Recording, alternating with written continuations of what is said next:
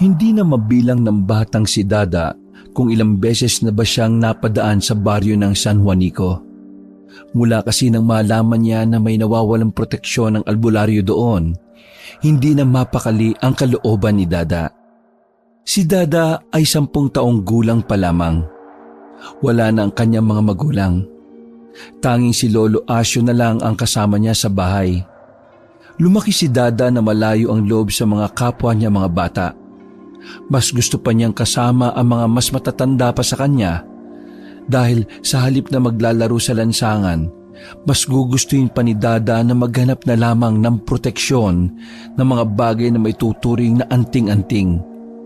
Para kasi sa batang si Dada, mas makabuluhan ang ganitong klase ng gawain.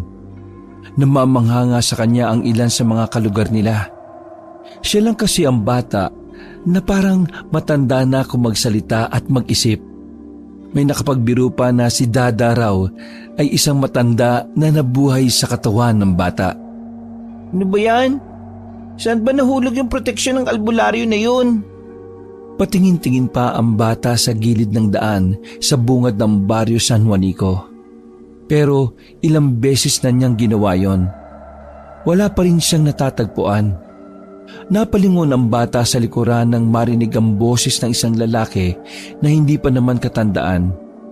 Sa palagay ng bata ay nasa edad 40 pa lamang yon. Hinahanap mo yung nawawalang proteksyon, ano? Hinahanap ko nga. Hinahanap mo rin ba? Medyo may kaangasan ng pagsasalita ni Dada, kaya hindi siya nagmumukhang bata. Noong nakaraan ko pa hinahanap, kaso hindi ko naman makita eh. Sandali nga. Ikaw ba ang albularyong may-ari ng nawawalang proteksyon? Ang galing mo. Anak ka siguro ng mga magulang mo. Hindi ka ba anak ng magulang mo? Ako kasi oo. Masyado namang seryoso ang batang ito. Parang binibiro lang eh. Pasensya na ho kayo. Wala po akong oras sa pagbibiruan eh. Hahanapin ko yung nawawalan ninyong proteksyon. Kapag nahanap ko yun, hindi ko na yun ibabalik pa. Natigilan ng albularyo at napangiti na lamang. Hindi pa rin ito makapaniwala na bata lang ang kanyang kausap. Matanong ko lang, bakit ka ba interesado sa proteksyon na naiwala ko? Naniniwala ako na ang mga proteksyon, kapag pinagsama-sama, wala nang masamang elemento magwawagi laban sa kabutihan. At yun ang paniniwala mo?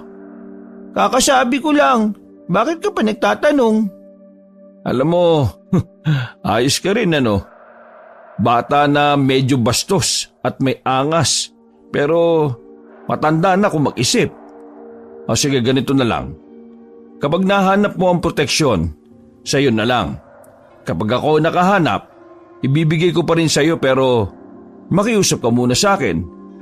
Hindi ba parang isang malaking kalokohan na winalamang sarili mong gamit tapos hanapin mo tapos ibibigay mo lang sa batang katulad ko na magmamakaawa sa'yo? Nawala ang ngiti ng albularyo. Tila ba nasampal siya ng realidad ng batang si Dada. Sa buong buhay niya, hindi pa siya nakakatagpo ng taong sasalungat sa kung ano ang katauhan niya. Kung wala na kayong sasabihin, naalis na ako, Manong.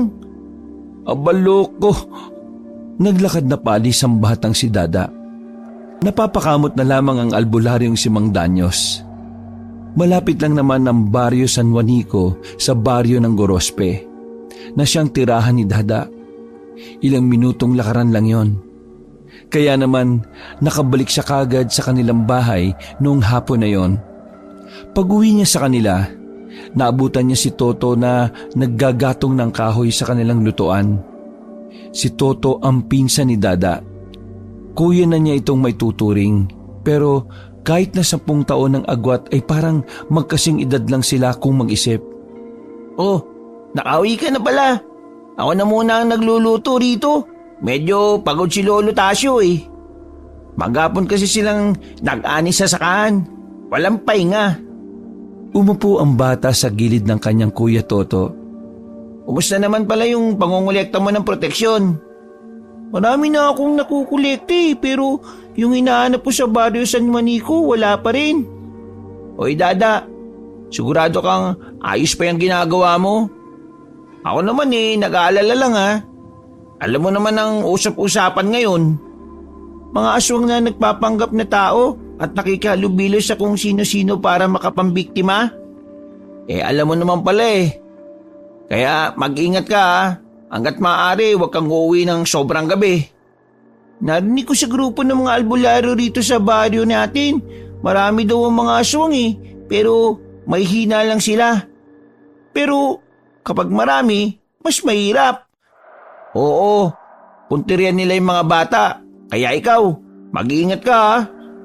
Marami akong proteksyon Hindi nila ako magagalaw. Huwag kang pakasiguro. Oo, marami kang alam sa mga proteksyon. Pero wala ka pang gaanong alam kung ano ang mga kayang gawin ng mga aswang. Huminga ng malalim si Dada. Sa murang edad, naintindihan na niyang hindi lahat ay kaya niyang gawin. Kaya alam niya na hindi rin dapat minamaliit ang mga aswang. Wala pa namang katibayan na totoong may aswang sa kanila. Pero hindi inaalis ni Dada ang mga posibilidad. Kaya naman habang wala pa, nagdahanda na siya sa mga posibleng mangyari. Dahil ayaw niyang masaktan o mapahamak ang kanyang lolo Asyo. Pagkatapos magluto ng sinigang na baboy, 6:00 pa lang ng gabi ay nauna nang kumain si Dada at Toto. Hindi na muna nila ginising ang matandang si Asyo. Naparami ang kain ni Dada.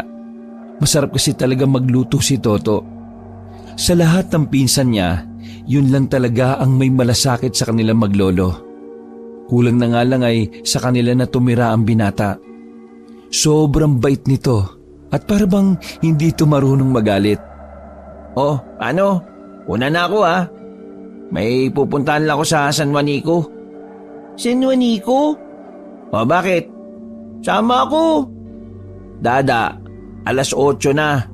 Delikado na para sa bata na lumalabas ng bahay. Hindi na ako bata, no? 10 taong ka pa lang. Anong di ka na bata? Sige na, Kuya Tuto. Susama na po ko. Pangako hindi po ako magiging pasaway. Ay nako. Sige na. Sumama ka na. Pero sinasabi ko sa iyo wag na wag kang lalayo sa akin ha. Wala nang tao sa labas nang maglakad sila paalis. Malimig na rin ang simoy ng hangin. Giniginaw na nga si Toto, pero si Dada ay parang walang nararamdamang lamig. Ano bang gagawin mo sa San Juanico? Palim lang kaming nakikita ni Tese. Ayaw kasi ng pamilya niya sa akin. Tessa? Yung syota mo at 4 na araw na kayo ngayon?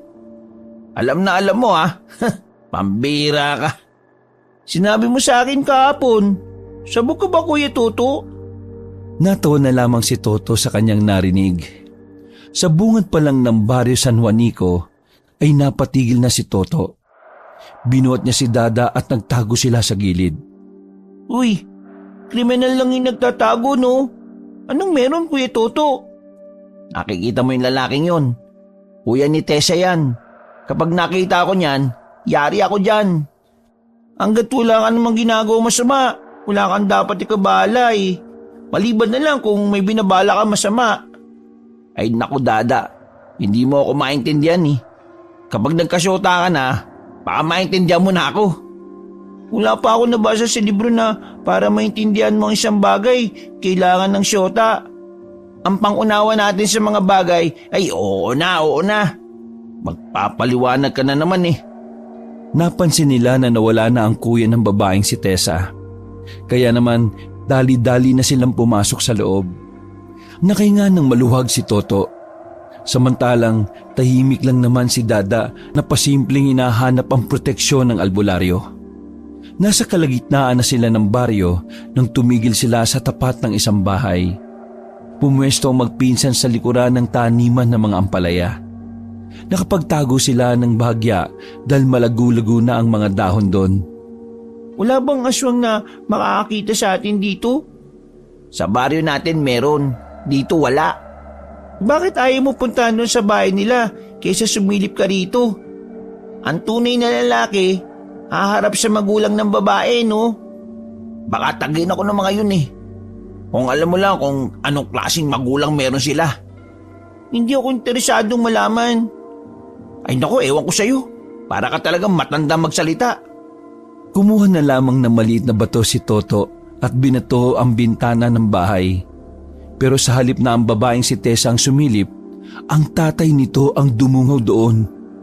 Gagi, nalinti ka na. Tara, alis na tayo. Binitbit na ni Toto ang bata paalis sa tapat ng bahay nila Tessa. Hingal na hingal si Toto nang ibaba na niya si Dada. Habang nagpapahinga sila sa gilid, isang matandang babae ang napadaan sa harapan nila. Nung una ay kay Toto nakatingin ang taong yon. Pero nang idako ng matanda ang kanyang tingin kay Dada, biglang nanlaki ang mga mata nito. Parang natataranta at hindi alam ang gagawin. Nagmamadali ang matandang makaalis. Hinabol naman yun ni Dada. Hanggang sa makarating na sila sa medyo wala ng kabahayan. Liwanag na lang ng buwan ang nagsisilbing ilaw sa parting yon. Huminto ang matanda nang maramdamang nakasunod ang bata. Masama ang tingin nitong hinarap si Dada. Bakit mo ako sinusundan? Bakit ka tumatakbo? Ano karapatan mo magtanong? Ang ikinikilos mong kainainala ang siyang nagbukas ng karapatan ko para sundan ka at alamin ang dahilan. Dahilan kung bakit ka natataranta. Nagulat ang matanda sa matalinghagang mga salita na binitiwan ng isang bata. Sa puntong yon ay alam na ng matanda na hindi lang basta bata si Dada. Takot ka ba sa akin dahil meron sa katawan ko ang hindi tinatanggap ng katawan mo? Eto ba? Kinuha ni Dada ang isang medalyon na nakaipit sa kanyang bewang. Isa itong medalyon na lumalamig kapag may aswang sa paligid. Ngayong malamig ito, sabihin mo nga sa akin, aswang ka ba? Eh ano ngayon kung aswang ako? Seryoso lang ang mukha ni Dada habang ang matandang yon ay parang galit na galit. Wala akong pakialam. Tinanong ko lang no. Ngayon, alam ko na gumagana ang proteksyon niya ito. Salamat. Alis na ako. Hey! Ano? Naglakad na si Dada na parang wala lang nangyari. Hindi na niya tinangkap ang puksain ng aswang na yon. Dahil una sa lahat, wala naman siyang kakayahan na pumatay ng aswang. Ang mahalaga sa kanya, nalaman niyang totoo ngang may aswang sa kanilang probinsya. Uy, saan ka ba nagpunta? Di ba sabi ko sa iyo, wag na wag kang lalayo sa akin? Ano ka ba naman, Dada? Tao. Taong matigas ang ulo. Ako mayayari kay Lolo Asyo nito kapag may nangyaring masama sa iyo eh. Yung matanda kanina, aswang. Ano? Aswang? Sigurado ka ba dyan? Takot siya sa medalyon na ito eh oh. Kaya oo, sigurado ako. Eh anong ginawa mo? Wala. Wala? Eh ba't wala? Kung ikaw bata na 10 taon gulang, may laban ka kaya sa matandang aswang? Akala ko ba hindi ka na bata? Akala mo lang yun. Napailing na lamang si Toto nang mauna nang maglakad ang batang si Dada. Sumasakit ang kanyang ulo kay Dada. Nakabalik na sila sa baryo ng Gorospe. Tahimik lamang ang batang si Dada habang nakatambay sila sa bakuran. Iniisip ng bata na dahil may aswang talaga, hindi malabong malagay rin sa panganib ang buhay ng kanyang lolo. Lalo pat madalas yung umaalis ng bahay, na kung minsan pa nga ay sa bukid na nagpapalipas ng gabi. Kinabukasan ng umaga, kahit na alanganing oras na nakatulog, maaga na namang nagising ang batang si Dada. Nasanay na kasi ang katawan nito sa pagiging maagap sa lahat ng oras. Pagbangon ni Dada ay agad na napadungaw siya sa bintana. Amoy na amoy niya ang adobong baboy na niluluto ng kanyang Lolo Asyo. Sinuot ng bata ang kanyang pudpud ng tsinelas sa kabag tungo sa kanilang bakuran. Apa, gising ka na pala. Mabuti naman at bumangon ka na. Maya-maya lang kakain na rin tayo. Tawagin mo ang Kuya Toto mo pag naluto na ito ha. Malapad ang ngiti ng matanda. Kapag ganun kalapad ang ngiti ng matanda, alam na kagad ni Dada na nakasahod na yon mula sa pagsasaka. Isang sinyalis din kasi na nagkarne sila. Nakakapagbaboy o manok lang naman kasi sila tuwing sasahod na matanda. Lolo, marami pong salamat kasi pinaglulutuan niyo ako ng masarap na pagkain. Abay, siyempre naman. Ikaw ang paborito kong apo eh. Kaya dapat lang na lahat ng kakanin mo ay masarap. Nahihiya nga ako kasi minsan lang tayo makapag-ulam ng medyo maayos-ayos eh. Huwag po kayong mayalo. Lahat ng ginagawa niyo ay lubos kong pinagpapasalamat sa Diyos, maliit man o malaki. Alam mo, apo, swerte ko sa iyo. Kasi hindi na kita kailangang sabihan sa mga bagay. Yung isip mo kasi, parang ano na eh. Ano bang tawag doon sa English? Injured ba yun? Lolo, matured po. Ay, oo, yun nga. Di ka bata kung mag-isip. Alam mo na kagad ang realidad ng buhay. Pero apo, subukan mo rin minsang maging bata. Kasi, bata ka pa naman eh. Dapat ang iniisip mo lang eh kung paano ka sasaya. Simula nang iwan ako nila mama at papa nung sanggol ako, pakiramdam ko hindi na ako bata eh.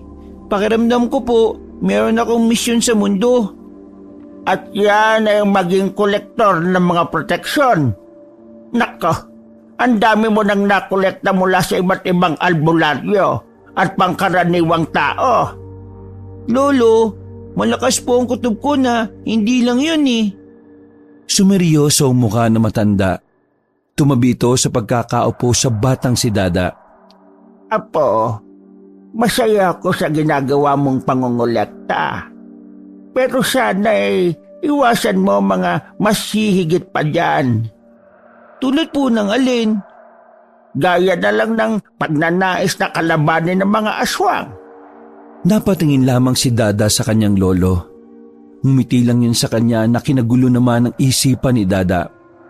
Hindi na humaba pa ang usapan na yon nang dumating si Toto. Sumenya si Dada sa kanyang pinsan tungkol sa nangyayari noong magkasama sila. Tumungo naman si Toto bilang pagsang-ayon. Ayaw kasi nilang ipaalam ni Dada na may nakausap siyang aswang. Batid niyang labis na mag-aalala ang kanyang lolo. Pagkatapos nilang gawing agahan ng adobo ng baboy, nagtungo na naman si Dada sa baryo ng San Juanico. Sa pagkakataong yon ay kasama pa rin niya si Toto. Tutal, gusto rin namang makita ng binata ang kasintahan niyang si Tessa. Pumasok sila sa baryo ng San Juanico. Habang naglalakad, nakasalubong nila ang kilalang albularyo. Nakasalubong nila ang kilalang albularyo roon na si Mang Danyos. Nakangiti na ito agad habang si Dada naman ay seryoso lang ang muka. Sandali silang nagkatinginan ng albularyo. Nagtaka naman si Toto sa kanilang dalawa. Dada, kilala mo ba yan? Oo, siya yung irresponsableng albularyo na winala ang sariling proteksyon. Uy, bibig mo, mas matanda sa'yo yan ha. Natawa na lamang si Mang Danyo sa kanyang narinig. Ayos lang. Nakakatuwa nga ang batang yan eh. Ang bata-bata pa pero parang kaedad nila Jose Rizal kung magsalita. Magandang araw nga pala, albularyo. May kailangan ka ba? Depende. Hulaan mo. Hindi ako manghula eh. At hindi totoo ang mga hula. Pasensya na po kayo ha. Medyo maangas po kasi talagang magsalita yan eh. Ayos lang. Mas maganda ngang parang matanda ang kausap ko eh. Bata, sa katunayan, meron akong gustong sabihin sa iyo eh. Pero kung gusto mong malaman, sumunod ka sa bahay ko. Sabihin mo kung tungkol saan, saka ako susunod. Uy, yung batang to, kumalang ka nga. Tungkol sa isang proteksyon na tsak ako na magugustuhan mo. Tila ba nagningning ang mata ng batang si Dada? Narinig niya pa lang ang salitang proteksyon, nakuha na kagad nito ang kanyang atensyon. Ano? Ayaw mo pa rin? Paano ko makakasiguro kung totoo yung sinasabi mo? Ilala ko sa baryong ito. Yun na lang ang isipin mo. Tumango na lamang ang bata. Sinundan na niya si Mang Danyos. Pati si Toto na si Tessa lang sana ang pakay, napasama na lang din kay Dada. Hindi rin naman kasi nito pwedeng iwan ng bata, lalo pat may mga kumakalat na kwento na ang mga aswang ay gumagala-gala lang din sa mga baryo. Dinala sila ni Mang Danyo sa simple nitong bahay. Pinaupo sila sa bakuran at naghintay sandali. Uy, Dada, sama ka ng sama sa kung sino-sino ha. Di mo nga yan kilala eh. Pero kilala siya sa badyong ito eh. Ang sinasabi ko, ikaw ba? Ikaw? Kailangan ko malaman kung ano pa yung isang proteksyon na sinasabi niya eh. Ay nako, bahala ka. Basta huwag ka lang talagang mapapama kasi ako mayayari sa lolo natin. Maya-maya lang ay bumalik na rin ang lalaking albularyo. May dala na itong 3 tasa ng kape. Dadamputin sana ni Toto ang isang tasa pero pinigilan ito ni Dada. Natawa na lang din ang albularyo. Alam kasi nito ang iniisip ni Dada. Huwag ka mag-alala, bata. Hindi ko naman kayo yayang gawin eh. Hindi naman ako aswang. Aswang? May nakita kong aswang dito sa baryo nyo kagabi. Matanda. Pero alam mo, nagtataka tuloy ako kung kilala ka talaga rito. Bakit hindi mo yata alam na may mga aswang nang nakakapasok dito? Dahan-dahang naglaho ang kasiglahan sa ngiti ni Mang Danyos. Tila ba napahiya siya sa sinabi ni Dada. Sandali itong lumagok ng kape at napabuntong hininga na lamang. Totoo po ang sinasabi ni Dada. Kahit bata lang yan, naniniwala ako dyan. Hindi yan marunong magsinungaling eh. Pero kapag tinanong mo yan kung tulina, sasabihin niya oo, kahit na hindi. Alam ko na may mga aswang, pero hindi ko alam kung sino-sino sila. Kaya ko silang puksain, pero mahirap. Dinampot ng bata ang tasa ng kape sabay nilagok. Maligamgam lang naman yon kaya naubos niya kagad. Napailing na lamang si Toto dahil ginawang tubig lang yon ni Dada. Kalimutan mo na muna natin yung aswang. Nasaan yung sinasabi mong proteksyon? Handa akong gawin ng lahat, ibigay mo lang sa akin yun. Wala sa akin eh. Pero alam ko kung nasaan. Nagdikwatro pa ang albularyo. Nasaan? Ituturo ko sa iyo sa isang kondisyon. Anong kondisyon? Sasamahan mo ako sa pagkuha nun. At kapag nasa atin na yon, maghahati tayo. Sa'yo yung isa, akin yung isa. 2 kondisyon ang sinabi mo eh. Basta, ganun nga. Hindi mo ba kaya na mag-isa at kailangan pang magsama ng bata? Dahil ikaw ang proteksyon ko. Sa dami ng proteksyon mo, siguradong hindi ako malalapitan ng mga aswang kapag kasama kita. Mawalang galang na po Pero anong klaseng proteksyon ba yung sinasabi nyo? Ang proteksyon ng isang baryo. Proteksyon ng isang baryo? Isa siyang kulay pulang bato. Pinaniniwala ang dumi yun ng isang pambihirang ibon na lumalabas lang sa tuwing nag-iisang dibdib ang buwan at araw.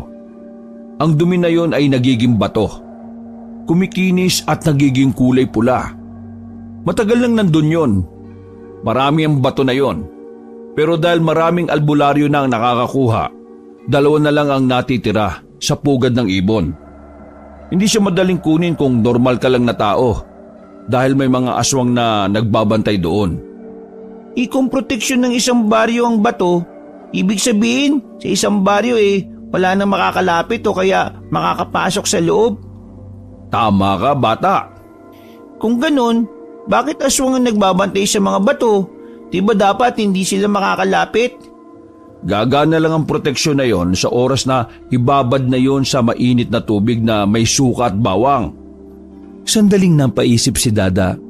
Sa hindi mapaliwanag na dahilan, naniniwala siya na totoo ang proteksyon na sinasabi ng albularyo. Kaya naman, naisipan niyang magandang pagkakataon na yon na mas maprotektahan niya ang kanyang lolo Asyo. Kaya kahit na alam nitong delikado, ay agad na rin itong pumayag sa sinabi ng albularyong si Danyos. Wala nang nagawa si Toto nang umalis na sila ng bakuran ni Mang Danyos.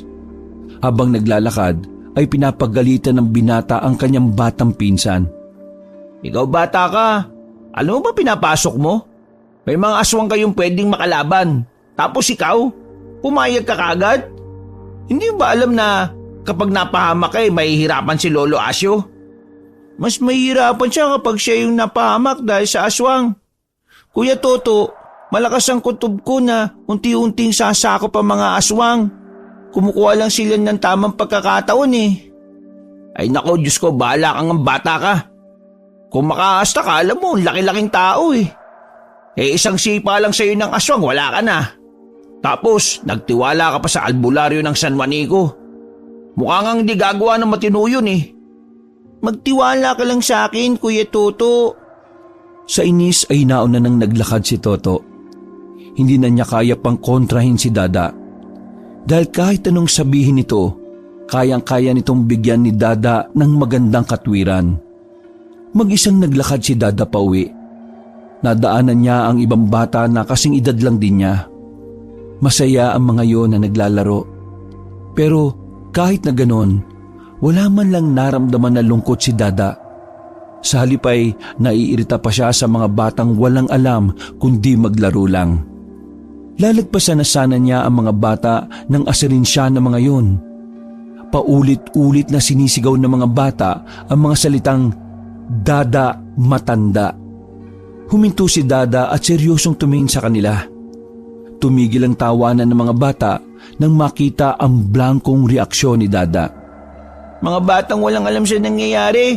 Kayo ang unang mapapahamak dahil sa aswang. Pagkasabing yun ni Dada ay nag-iyakan ng mga bata. Takot na takot ang mga yon nang dahil sa aswang na binanggit niya. May ngiti sa labi ni Dada nang magpatuloy siya sa paglalakad.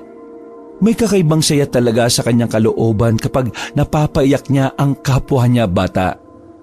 Nang umuwi na siya sa bahay, inabutan niya si Lolo Asyo na nagwawali sa kanilang bakuran. Tahimik lang yon. Hindi alam ng bata kung may problema o may nangyari. Kaya naman nagtanong siya sa matanda para matigil na ang kanyang pag-iisip. Lolo, may dinadamdam po ba kayo? Problemang iniisip? Tumigil ang matandang si Asyo sabay upo sa lamesa. Apo, yan na ba talaga ang gusto mo? Sa tanong pa lang na yon ay alam na niya kagad na nagsumbong na si Toto. Palagay ko, ito po yung mission ko eh. Kaya ganito ko kumilos at mag-isip. Palagay ko po, doon ako nakatadana eh. Ano bang sinasabi mo? Ang sinasabi ko ay yung shirt mo. Butas kasi yan eh. Lulusot ang toy-toy mo dyan eh. Buti sana kung nakabrief ka. Natameme si Dada. Sa kabilang banda ay nagpapasalamat pa rin siya sa kanyang kuya Toto. Kahit nagalit ito sa kanya, ay hindi pa rin siya nilaglag. Malungkot ako kasi gusto kitang bilhan ng bagong shirt. Pero ayaw mo naman. Ayos lang naman po sa akin na mamugan ng tuy-tuy ko, Lo. Magtabi na lang po kayo ng pera para sa mga gamot po ninyo. Nako, talaga itong apo ko. Niyakap na matanda si Dada ng mahigpit. Ramdam na ramdam ng bata ang kapayatan na ng kanyang lolo. Yun ang dahilan kung bakit kahit bata pa lang, gusto niyang protektahan ng matanda. Para kay Dada, isang gintong may tuturing si Lolo Asyo na higit pang mas mahalaga sa lahat ng bagay. Malamig, mahamog at tahimik ang paligid ng mga gabing yon. Nasa loob na ng bahay si Mang Asyo habang si Dada naman ay nasa kanilang bakuran pa. Nagsisiga siya ng kahoy para kahit papaano mainitan ng kanyang lolo sa loob ng bahay. Habang abala siya sa ginagawang panggatong, narinig ni Dada na merong tao sa gilid ng mga halaman. Nung una ay hindi niya muna ito pinansin. Nagkunwari siyang walang alam at nagpatuloy lang sa ginagawa. Pero maya-maya, bigla na lamang may napahiyaw na matandang babae. Mula sa kadiliman ay binunyag na matanda ang kanyang sarili. Kamot yun ng kamot sa iba't ibang parte ng katawan. Namukaan yun ni Dada. Yun ang matanda na hinabol niya nung una. Tinigil ni Dada ang ginagawa at lumapit sa matanda. Hindi ko inakala na tinatablan pala ng hantik ang mga aswang na katulad mo. Kasalanan mo ito eh. Kaya ngayon, kakainin kita. Matanda na rin ang lolo ko, pero hindi naman ganyang kalakas ang loob niya kapag alam niyang delikado siya. Ha? Anong sinasabi mo? Humanda ka sa akin. Nasa aktong papasok na sa bakuran ng matandang babae, pero napabalik agad ito sa labas nang makaramdam ng kakaibang panginginig ng katawan. Anong nangyayari? Hindi ka makakalapit sa amin, no? Puno ng proteksyon ng bahay namin eh. Manang, hindi po basta bata ang kaharap ninyo. Isa po akong kolektor ng mga proteksyon. Tila ba kinagulat yon na matanda? Hoy! Aswang! Langya ka! Pinahabol mo pa ako! Napalingon sa kanan si Dada at nakita niya roon si Mang Danyos na may hawak na itak. Pabilis namang tumakbo ang aswang para bang hindi matanda. Hinabol ng albularyo ang aswang. Sumunod na rin doon si Dada. Sa kasamaang palad, hindi na naabutan ni Mang Danyos ang aswang. Dismayado ang albularyo nang abutan nito ni Dada. Pambirang buhay talaga ito. Oh. Nakatakas pa. Ikaw naman, nasa harapan mo na, hindi mo pa hinuli. Kung alam ko lang sanang huliin siya, pati ikaw sana sinabay ko ni. Aba, matabil talagang dila ng batang to ha. Teka, handa ka na ba bukas ng gabi? Handa na po ko. Siguraduhin mo lang na 2 bato na makukuha natin ha, kasi kailangan din yun ng baryo namin eh. Oo naman. Wala ka bang tiwala sa kilalang albularyo ng San Juanico? Wala. Naglakad na lamang pabalik ang batang lalaki. Napapailing na lang ang albularyo sa kanya. Kinabukasan ng umaga, usap-usapan na ang matandang aswang sa kanilang baryo. Hindi lang pala kina Dada tumambay ang matandang yon. Kung saan-saan pa palang parte ng baryo Gorospe yon ng gulo. Wala namang nasaktan sa mga tao. Pero sapat na yon para maalarma ang mga taga Baryo Gorospe. Ayan ang sinasabi ko sa inyo, Toto at Dada. May aswang na talaga sa baryo natin. Dinig niyo yung kwentuhan sa labas. Aswang daw ang matandang nagpagala-gala kagabi. Muntikan pa nga raw mapatay ng mga lasinggero sa kabilang strito eh. Nakaw, hindi na talaga ligtas ang Gorospe. Lolo, ano naman bang ginagawa ng pamunuan natin dito? Ayun, nagsasagawa na sila ng investigasyon.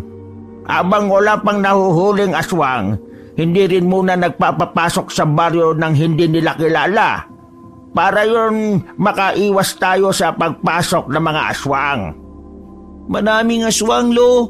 Marami sila. Kaya dapat handa din ng mga tao.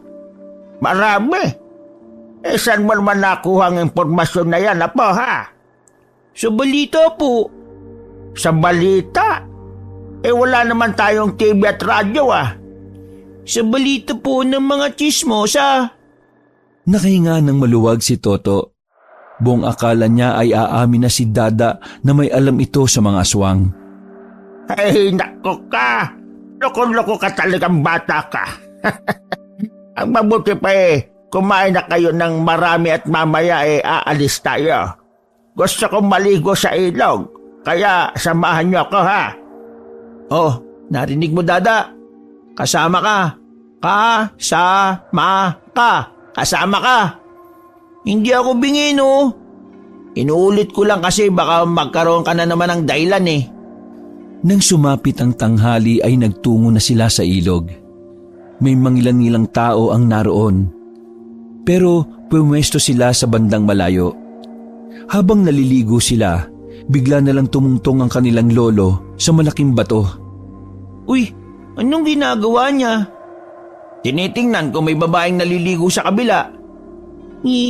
Manyaki si lolo. Konti lang. Teka, bakit mo ba ako kinakausap, bata ka? Galit nga pala ako sa'yo. Para kang bata. Napangisi na lamang si Toto. Sa mga nakalipas pang mga sandali ay may mga nagdatingan pang ibang tao. Karamihan sa mga yon ay babae. Lalapit sana mga yung kina Dada pero bigla na lang yung nagsitigil. Parang natatarantang lumiko sa kaliwa. Sayang! Bakit sila umiwas? Kuya Toto, aswang yung mga yun. Paano ko naman nakasiguro? Pinahawak ni Dada ang medalyon na nakatali sa kanyang bewang. Nagtaka ang lalaki na mapagtantong mas malamig pa ang medalyon kaysa sa tubig. Uy, bakit ang lamig? Kasi nga may aswang. Ayun oh, lahat yan. Kaya sila umiwas kasi natakot sila. Ay, ano ba pinag-uusapan nyo? At bakit kayo nagbubulungan, ha? Ay, wala lo. Si Dada po kasi tigas tuy-tuy dun sa mga sexy. Ay, nako apo. Pagpatuloy ka muna, no? Supot ka pa! Habang nakalublob sila sa tubig ay pasimpleng inobserbahan ng bata ang mga nasa kabilang dako. Napapansin din ni Dada na tumitingin-tingin din sa kanila ang mga yon. Iba na ang kutob ni Dada. Nababahala na ang bata dahil napupuna nilang dumarami na ang aswang sa baryo nila. Ang nakakabahala pa roon, parang wala man lang pangamba ang mga aswang. Normal lang silang nakikihalubilo sa mga tao. Kahit na gustong-gusto pa ni Lolo Asyo ang tumambay sa ilog, wala na itong nagawa ng umahon na agad si Dada at si Toto. Nagmamadaling umuwi ang dalawa. At nang makapagbihis, walang pagdadalawang isip nilang tinungo sa San Juanico si Mang Danyos. Oh, bakit ang aga mo namang bata ka? Sabi ko gabi pa tayo. Ang daming aswang. Ha? Ay, Mamang Albularyo, kagagaling lang kasi namin sa ilog eh. Merong dumating na maliligo rin. Tapos, bigla silang nataranta pagkakita nila kay Dada. Eh sabi po kasi nitong si Dada aswang daw ang mga yun. Kailangan na natin silang patayin. Baka manakit sila eh. Hindi, wag muna. Ha? Bakit hindi? Kapag inalarma natin sila, baka mahirapan tayo mamayang gabi. Ang mga aswang na yan ay marunong ding gumante. Mas malala pa nga eh. Ay, ganun ba? Hayaan mo lang sila para hindi sila makalata na pupuntahan natin ang bato na proteksyon. Sasama ka talaga mamaya, Dada. Alam mong delikado yan ha. O bakit iho? Hindi ka ba sasama? Kawawa naman yung bata, walang kasamang kuya. Nagkatitigan si Toto at Dada. Nagulat si Toto nang makita niyang parang nagmamakaawa ang mga mata ni Dada sa kanya. Oo na. Kakainis naman oh. Ayos. Umuwi na lamang muna si Dada at Toto sa kanila nung oras na yon. Nagpalipas lang sila ng oras. Pagsapit ng 6:00 ng gabi, sabik na si Dada sa kanilang lakad. Lolo Asyo, punta lang sana kaming maisan. Manghuhuling gagamba. Gagamba? Anong gagamba? Para saan? May kakilala kasi ako sa Maynila, Lo. Bumibili sila ng mga gagampang pangsabong. Mahal daw bilhin kaya gagawin ko ng sideline. At isasama mo pa itong batang ito? Di ba po, Lon, sabi nyon, dapat minsan maranasan ko rin ang maging bata. Lolo, ito na po yun. Oo nga no. Napapailing na lamang ang matanda at naglakad na rin paalis ang magpinsang Dada at Toto. Mabilis ang kanilang lakad sa pagkabahalang baka may makasalubong silang aswang. Kahit kasi may proteksyon si Dada, hindi pa rin maiwasan ni Toto ang matakot. Kung siya ay nababahala, si Dada naman ay kalmado lang. Teka. Bakit? Tumigil na naman ang dalawa na makarating na sila sa bungad ng San Juanico. Si Tessa, tsaka yung kuya niya. Kuya Toto, may sasabihin ako sa iyo pero sana wag kang iiyak ha. Ha? Ano ba yun? Hawakan mo itong medalyon ko. O ano? Uy, bakit ang lamig? Alam mo kung bakit? Aswang kasi yung siyota mo at kuya niya. Ha? Tara na. Nang umalis na ang babaeng si Tessa at ang kuya niya, ay nagmamadali na silang pumasok sa baryo. Litong-lito ang utak ni Toto sa sinabi ng kanyang pinsan. Hindi niya alam kung dapat ba siyang ma-broken hearted o tanggapin na lamang ang katotohanan. Nasa bakuran na si Mang Danyos nang dumating na sila. Nakahanda na rin ang mga kagamitan nito. Handa na ba kayo? Bilisan na natin para madali tayong makarating. Madaling makarating? Ngumiti ng nakakaloko ang lalaki. Hindi alam ni Dada at Toto na ang kanilang dadaanan bago makarating sa kanilang pupuntahan ay bundok pa.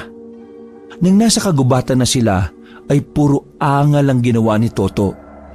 Paraan lamang niya yon para hindi mahalata ni Dada at Mang Danyos na natatakot na siya sa kanilang tinatahak. Malayo pa ba tayo? Ang sakit na ng pako kakatapak eh.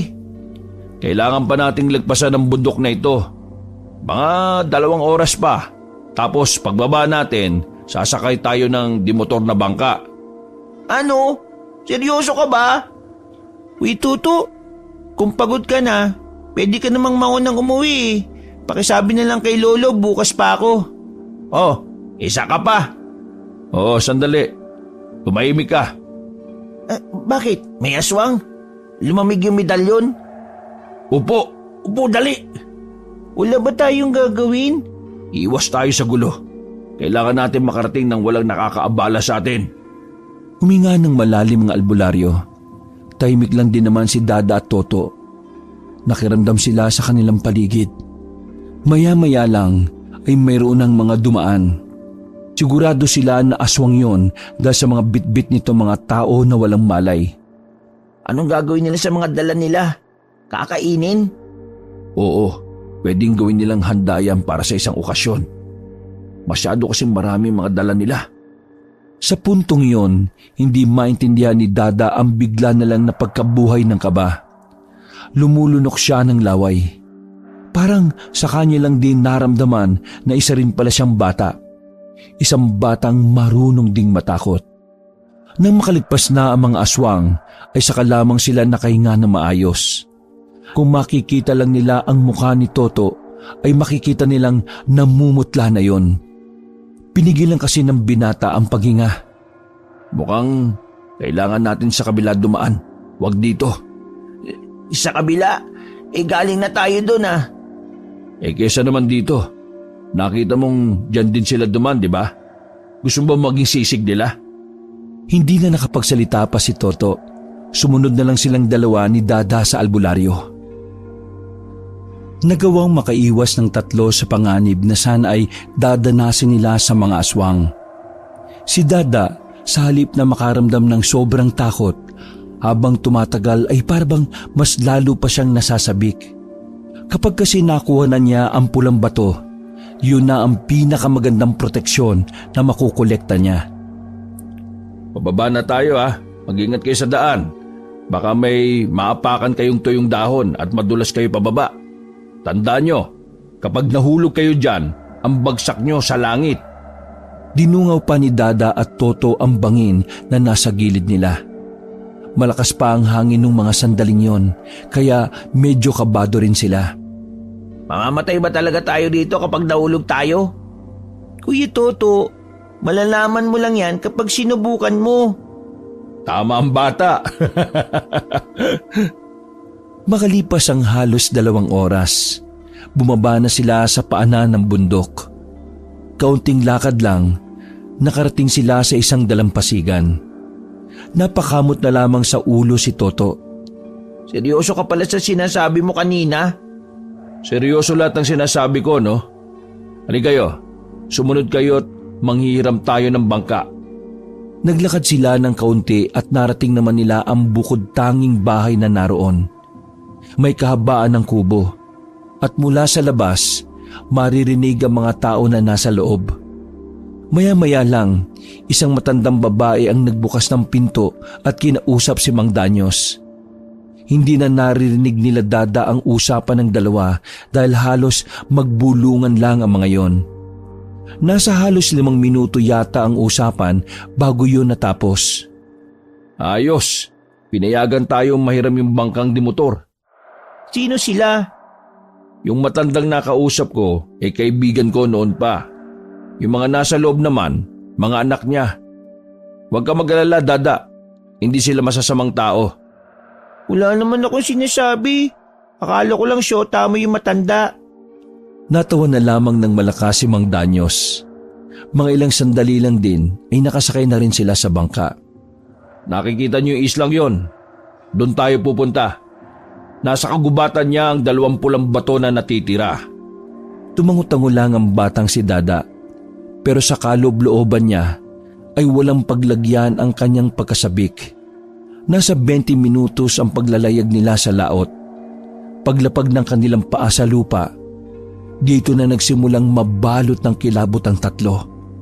Kararating pa lang kasi nila, nakarinig na kagad sila ng taong sumisigaw na nagmumula sa kagubatan. Hindi malabong yung sumisigaw nagbalak din kunin yung pulang bato. Kaya tayo, mag-iingat. Hanggat maaari, huwag tayo magpapahuli. Kailangan matanaw natin ang pugad na kinalalagyan ng 20 bato. Teka, di ba sabi mo si Dada ang proteksyon mo? Bakit kailangan pa natin mag-ingat? Kasi may mga aswang na hindi tinatablan ng pangontra ni Dada. Ibig sabihin, bilang lang ang mga aswang na apektado sa proteksyon niya. Dala ko ang karamihan sa mga proteksyon ko kaya huwag kayong mag-alala. O sige, maganda na kayo. Papasok na tayo sa kagubatan ha. Nilabas ni Mang Danyos ang kanyang itak. Si Toto naman ay kinuha na rin ang kutsilyo na mapurol. Habang si Dada naman ay tirador lang na binabalahan ng holen. Marahan at maingat ang bawat pagakbang nila. Hawak-hawak lang din ng isang kamay ni Dada ang kanyang medalyon. Habang palayo sila ng palayo sa dalampasigan, palamig ng palamig ang medalyon. Isinuot na rin ng bata ang iba't ibang pangkwintas na proteksyon. Sa pamamagitan nun, hindi sila malalapitan ng mga aswang. Pero hindi kampante ang bata. Alam niya na tama ang sinabi ni Mang Danyos. Sandali lang, may ibang mga tao. Yumuko na muna sila nang makita sa di kalayuan ang mga taong may mga dalang mahabang itak. May dala rin pa na ang iba. Habang ang mga nasa likuran naman ay may mga dalang malalaking sulo. Mga taga-kabilang bundok. Kilala mo sila? Hindi, pero alam ko na ang mga taga-kabilang bundok palaging nandito. Pero ni isa sa mga nanggaling doon, hindi nagtatagumpay. Napapatay sila ng aswang? Oo, pero hindi pa rin sila nadadala Palagi silang nandito. Ewan ko ba sa mga yan? Kung sila napapatay, ano pa kaya tayo? May pagkabahala sa mahinang boses ng binata. Sa isip-isip nito ay ayaw niya pang mamatay hanggat hindi niya pa nakakausap si Tessa. Wala silang diskarte, Kuya Toto. Tama. Ang galing talaga nitong batang to. Diskarte. Yun ang gagamitin natin. Huwag ka kasing mag-alala. May dala-dala akong proteksyon ng malupit. May proteksyon ka pa? Oo, yung nawawala na hindi naman totoong nawawala. Sinabi ko lang nawawala para magtagpo yung landas nating 2 bata. Tatawa pa sana si Mang Danyos, buti na lamang ay natakbang kagad ni Toto ang bibig. Hindi na lang nagsalita ang batang si Dada. Sa murang edad, naisip niya na maganda rin ang ginawa ng albularyo. Aalis na sana sila pero hindi nila inaasahan na merong nakakita sa kanila. Narinig ang kanilang hakbang. Kaya naman agad silang nilapitan at tinutukan ng mga itak. Hinigit naman agad ni Toto ang kanyang pinsang si Dada, habang si Mang Danyos naman ang humarap sa mga taong nakabahag. Magandang gabi. Nandito rin pala kayo? Wow! Ang liit talaga ng mundo, no? Nakatingin lang sa kanila ang mga yon para bang naiinsulto dahil naroon sila. Oo, wag tayo mag-away. Magagalit ang Diyos, sige kayo. Hindi ka yata nila naiintindihan. Tumigil ka na. Baka lalong mukhang hindi nyo naiintindihan ang kasama namin. Mas mainam pa yatang umalis kayo sa harapan namin. Uy, ano ka ba naman? Pinapaamo ko nga tapos ikaw ginagalit mo. Itong batang to talaga Mga ilang sandali lang ay nagbulungan ng mga nakapalibot sa kanila. Nabigla na lang sila nang agawin kay Mang Danyos ang hawak nitong itak. Pero bago pa man sila madakip na mga yon, May mga aswang nang umangil sa paligid. Natigilan ang mga nakabahag. Mabilis ang mga sumunod na nangyari. May hinablot ng isa sa kanila. Sinamantala ni Mang Danyo sa mga nangyayari para damputin ulit ang itak. Tara! Binuhat ni Toto si Dada. Habang nakakagulo pa sila, nagmamadali na nilang nilisan ang lugar na yon. Habang papalayo, rinig nila ang magkahalong sigaw at angil ng mga aswang. Unang beses lamang makakita ni Dada ng aswang na halimaw ang itsura. Kaya naman dito na siya nakaramdam pa ng bahagyang takot. Walang titigil hanggat hindi pa tayo nakakalayo. Takbo lang! Halos madulas-dulas sila para lang makalayo sa kanilang pinanggalingan. Makilang beses na nga rin silang nasugatan dahil sa matatalas na dahon na kanilang nahahawakan. Makalipas lang ang 5 minuto, umupo sila sa likuran ng malapad na puno. Doon sila nagpahinga dahil hinihingal na rin si Mang Danyos. Ganun pala ang itsura ng mga aswang kapag hindi sila nakaanyong tao. Oo, pangkaraniwang aswang pa lang yan ha. Paano pa kung ang nakita mo yung mga bakulaw? Baka maihi ka na sa brief mo. Mang Danyos, wala pong brief yan eh. Pansamantala silang tumigil sa pwesto na yon. Kinuha ni Mang Danyos ang daladala niyang tubig na pinatakan ng kalamansi. Oh, gusto nyo? Salamat na lang. Saan ang kinaroroonan ng pulang bato? Doon. Tinuro ni Mang Danyos ang malawak na sagingan. Sa gitna ng sagingan ay may maliit na burol. Naroon daw sa tuktok ang sinasabing proteksyon na mapapakinabangan ng isang baryo. Ayun na ang burol. Nasa tuktok niya. Makinig kayo sa akin ha. Ganito ang gagawin natin. Dinukot ni Mang Danyos ang isang kwintas. Wala yung pendant.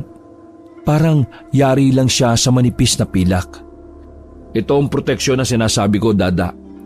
Ang tawag dito, laho.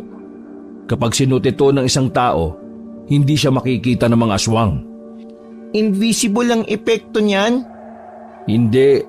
Mawawala lang tayo sa paningin ng mga aswang. Pero sa paningin ng tao, hindi. Hindi talaga nila tayo mapapansin. Wag na wag lang kayong bibitaw sa akin. Dahil lahat ng ditikit sa akin ay maapektuhan itong proteksyon na ito. Hanggang ilang minuto ang itatagal? 7 minuto lang. Kaya dapat susuotin lang natin itong kwintas na ito kapag sobrang lapit na natin sa pugad. Para hindi masayang ang oras. Nasa pugad kasi ang mga nagbabantay na aswang. Dada, papasan na lang kita sa balikat ko. Ako naman, hahawak kay Mang Danyos. Yan, tama ang naisip mo. May naambag ka rin sa wakas. O sige, tara na. Pinasa na ni Toto ang batang si Dada. Pagdating nila sa sagingan, sinuyod muna nila ng tingin ang paligid. Wala silang makitang aswang, pero grabe ang paglamig ng medalyon. Sa tingin ko, aabot naman ang epekto ng laho kung dito na tayo magsisimula. Pero kailangan natin tumakbo. Hindi tayo pwedeng tumakbo. Maririnig nila ang yabag ng mga paa natin. Kahit hindi nila tayo nakikita, nararamdaman nila tayo. Kaya kailangan nating magdahan-dahan. Kapag nasa kalagitnaan na tayo, saka ko susuotin ang kwintas. O ano, handa na ba kayo? Handa na ako. Pagakbang pa lang nila ay nautot ang batang si Dada. Pero dahil hindi sila pwedeng magingay, tinis na lamang ni Toto ang baho nun. Palapit pa lang sila sa parting gitna ng sagingan nang biglang may isang lalaking nasa gilid. Nakatayo yun at napalingon sa kanila. Patay na! Aswang! Mabilis na tumakbo ang aswang palapit sa kanila. Tinagaan ni Mang Danyos ang aswang. Tinitira naman ni Dada ng tirador ang aswang. Nagawa nilang pabagsakin ang aswang, pero bago yun nawalan ng malay, umalulong na parang aso ang aswang. Nagtatawag siya ng kasama. Kailangan na natin magmadali.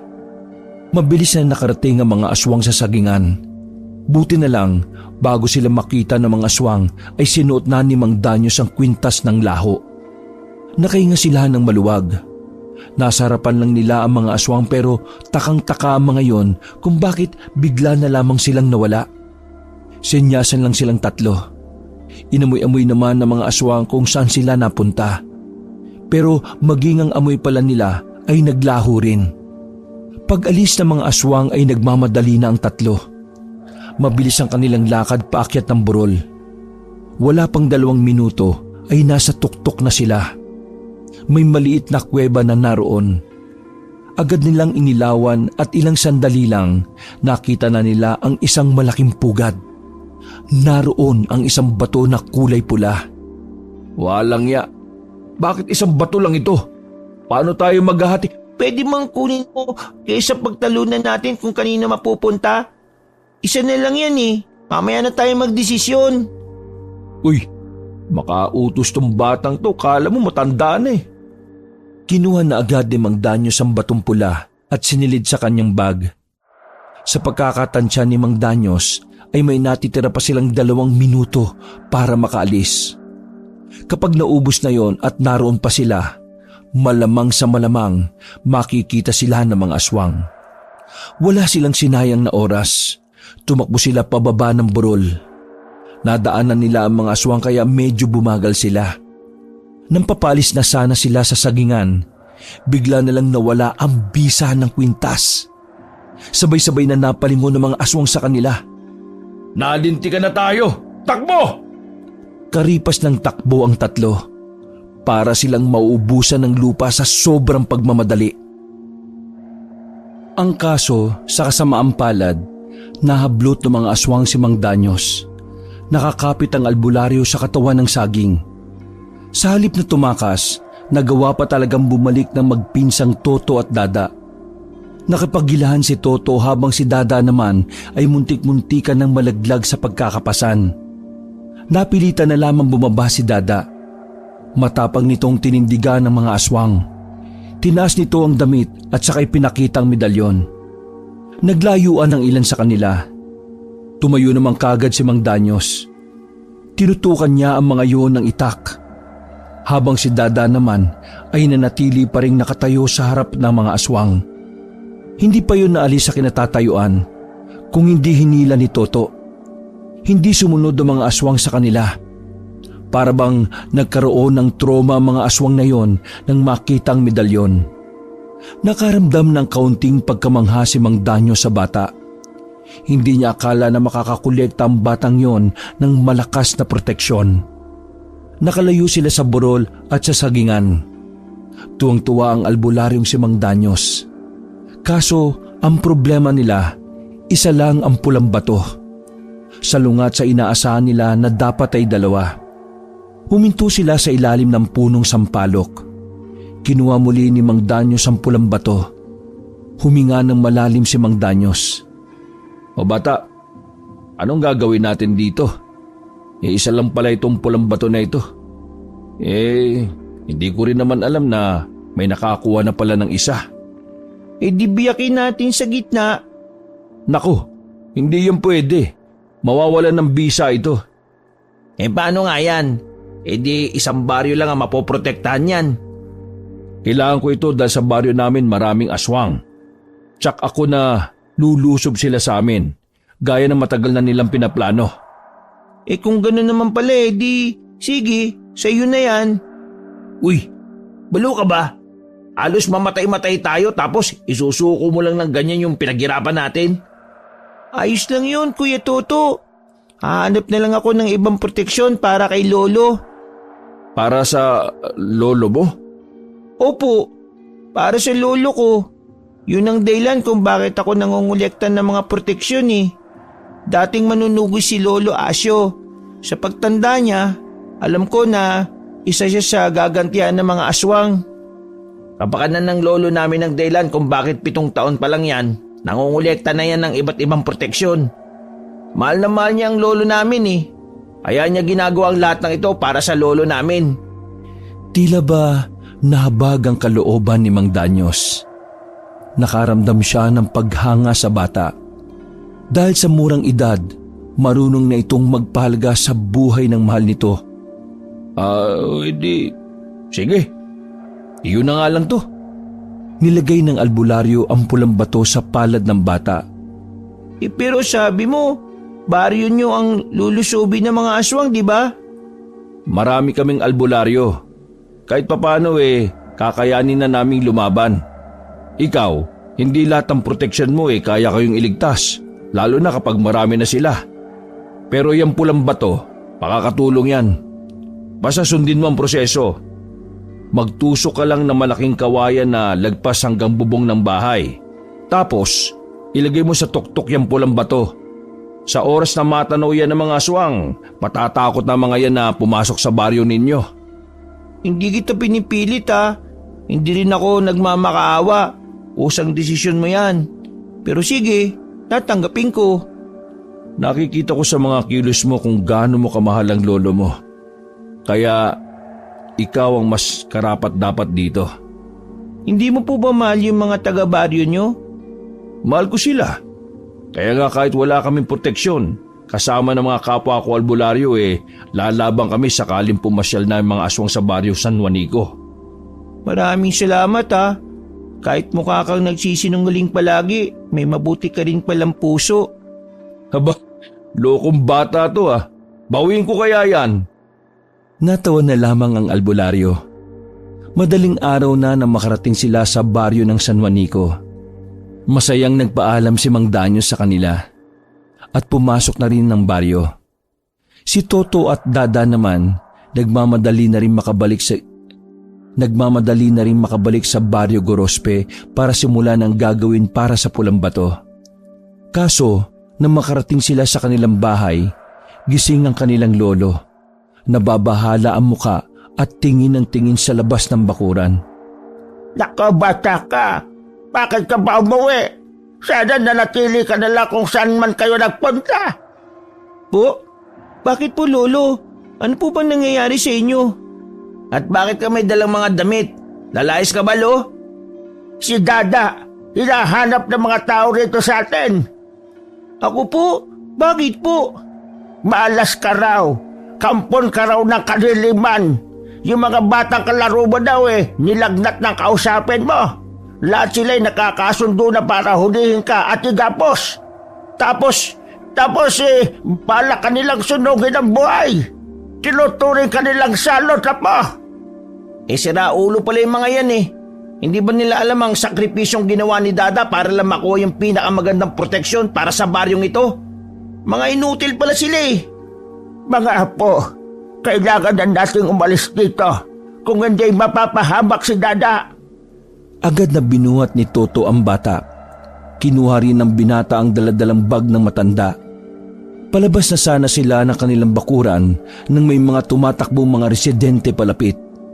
Naharangan ng kanilang daraanan.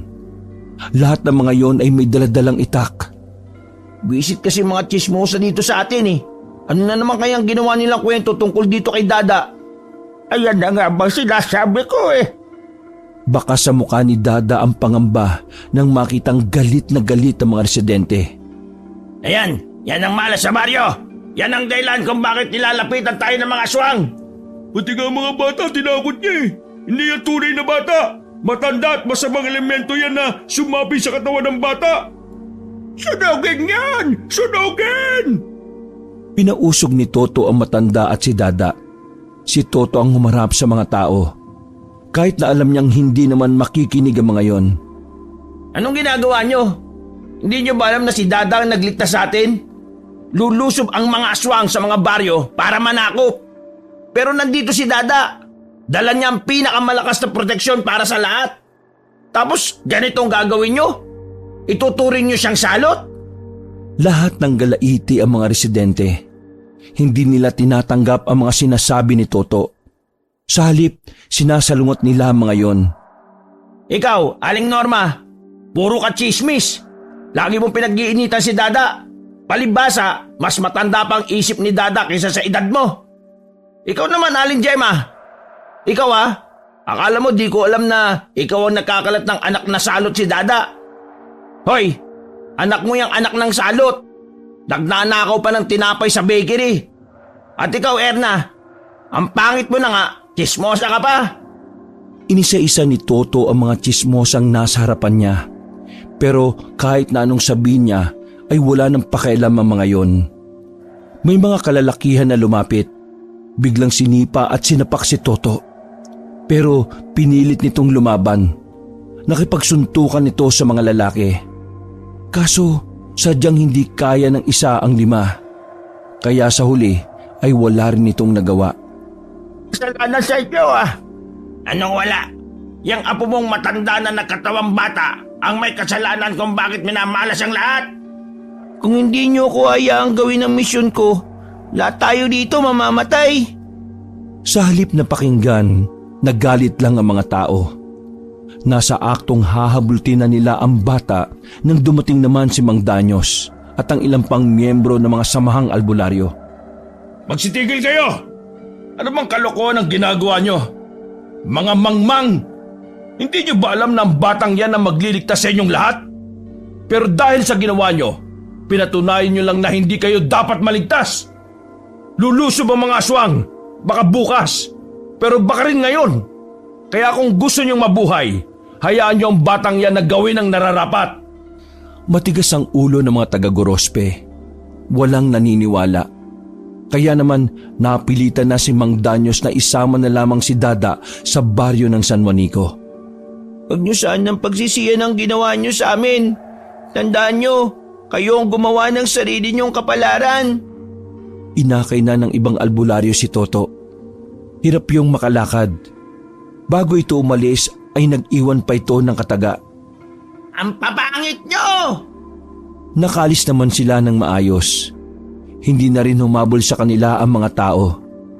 Nakahinga naman ng maluwag ang batang si Dada. Pagdating nila sa baryo ng San Juanico ay dumiretso sila sa bahay nila Mang Danyos. Pinag-usapan nila kung ano ang gagawin sa pulang bato. Sa tingin ko, dito na lang natin gamitin ang pulang bato. Sigurado ka ba dyan? Una sa lahat, ikaw naman talaga nakakuha nito eh. Pangalawa, mas karapat dapat protektahan ng mga tao dito kaysa sa mga taga-Gorospe. Kung ganon, dapat na nating simulan ng proseso. Tumangulang ang bata. Namamanga sa kanya ang ibang albularyo na kung paano siya magsalita at mag-isip. Habang ginagamot si Toto sa kabilang bahay, sinumulan na rin ni Mang Danyos ang proseso. Makalipas lang ang halos kalahating oras, natapos na rin nila. Nilagay nila sa dulo ng kawayan ng pulang bato. Tinusok naman nila ang kawayan sa lupa na lagpas sa bubungan ng bahay. Naghintay lang sila ng halos 1 oras. Dakong 4:00 na ng madaling araw. May nakapagsabi sa kanila na may mga aswang na sa palibot ng baryo. Pero hindi makapasok ang mga yon dahil sa batong pula. Masaya sila dahil sa wakas, hindi na nangyari ang pinangangambahan nila. Ang kaso nga lang, dahil hindi na kayang pumasok ng mga aswang sa San Juanico, ang baryo ng Gorospe ang napagbuntungan nila. Narinig ni Dada ang usapan ng mga albularyo tungkol doon. Kahit papaano, nag-alala pa rin ang batang si Dada. Ligtas naman na kasi ang kanyang lolo. Kung tutuusin, wala na siyang pakialam dapat sa mga taong nanghamak sa kanya. Pero sa halip, nakaramdam siya ng awa sa mga yon. Nilapitan ni Dada si Mang Danyos na kasama ang mga albularyo. Napatigil ang mga yon sa pag-uusap. Mang Danyos, gusto ko sanang humingi ng malaking pabor eh. Nagkatinginan ng mga albularyo. Oh, ano ba yung bata? Kaya niyo po bang harapin ng mga aswang? Kayang-kaya namin. Marami din kami. Pero kailangan lang namin ng proteksyon. Dahil maraming bata at buntis ngayon dito. Bakit ba? Pakiusap.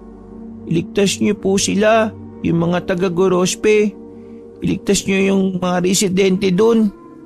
Ha? Sigurado ka ba? Tingnan mo yung ginawa nila sa pinsan mo. Oh. Hayaan mo siya. Basta sana iligtas niyo sila. Nakikiusap ako sa inyo. Lolo Asyo, iba rin talaga itong apo ninyo ano? Napakabuting bata. Dahil dyan, sige, ililigtas namin sila. Mga kasama! Agad na kumilos sa mga albularyo. Tinawag na rin nila Mang Gorospe ang iba pang kalalakihan sa baryo San Juanico para tumulong. Umatake nga ang mga aswang sa baryo ng Gorospe. Pero nang dahil sa tulong ng mga albularyo, nagawa nilang talunin ng mga aswang. Masaya ang batang si Dada. Sa murang edad niya ay naintindihan din niya na dapat maging mabuti pa rin sa mga taong ayaw sa kanya. Nakamit ang kapayapaan. Nawala ang mga aswang at sa baryo San Juanico na rin tumira ang iba pang residente ng Gorospe. Masaya rin naman si Toto. Hindi pala totoo na aswang ang pamilya ni Tessa. Niloko lang siya ng batang si Dada para makapag-focus sa kanilang misyon. Nang matapos ang kaguluhan, nagpatuloy pa rin sa pangungulekta ng proteksyon ang batang si Dada. At gagawin niya ang lahat para din protektahan ang kanyang nag-iisang lolo, si Asyo. Wakas.